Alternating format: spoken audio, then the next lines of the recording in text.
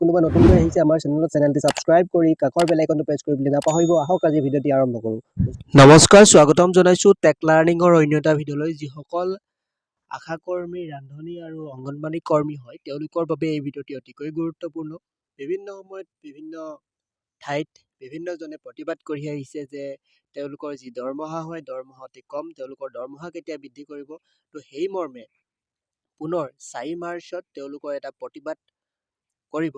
সেই প্ৰতিবাদত আপোনালোকে অংশগ্ৰহণ কৰিব পাৰিব। আইন অনুসৰি মজুৰি চৰকাৰী জাননী প্ৰকাশ কৰা আৰু শ্ৰমিক বিৰোধী শ্ৰম কোড বাতিলৰ দাবীত ধৰ্মঘট অৱস্থান কৰা হৈছে 4 মাৰ্চ 2025 দিনৰ 10 বজাৰ পৰা সচল ধৰ্ণাস্থলী 6 মাইলত এই ধৰ্মঘট পালন কৰিব।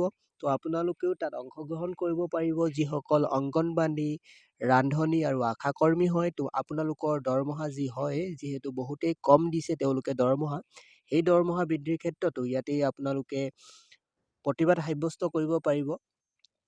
যিসকল অসমৰ চৰকাৰী আৰু বেচৰকাৰী অৰ্থাৎ ব্যক্তিগত খণ্ডত যিসকল কৰ্মচাৰীয়ে কম বেতনত অৰ্থাৎ কম দৰমহাত কাম কৰি আছে, তেওঁলোকে এই 4 মাৰ্চত তেওঁলোকে প্ৰতিবাদৰ বাবে প্ৰতিবাদ কৰিব। সেই প্ৰতিবাদত আপোনালোকে অংশগ্ৰহণ কৰিব পাৰিব। তো এই ভিডিঅ'টিত ইমানেই জনাবলগীয়া আছিল। 4 মাৰ্চত প্ৰতিবাদ কৰিব, তো আপোনালোকেও যোগ হৈ এই প্ৰতিবাদ সাব্যস্ত কৰিব পাৰিব। তো ইয়াকেই জনাবলগীয়া আছিল। যদিহে আপোনালোকে কোনোবা নতুনকৈ আমাৰ চেনেলত আহিছে তেনেহ'লে চেনেলটি ছাবস্ক্ৰাইব কৰি কাষৰ বেল আইকনটো প্ৰেছ কৰিবলৈ নাপাহৰিব।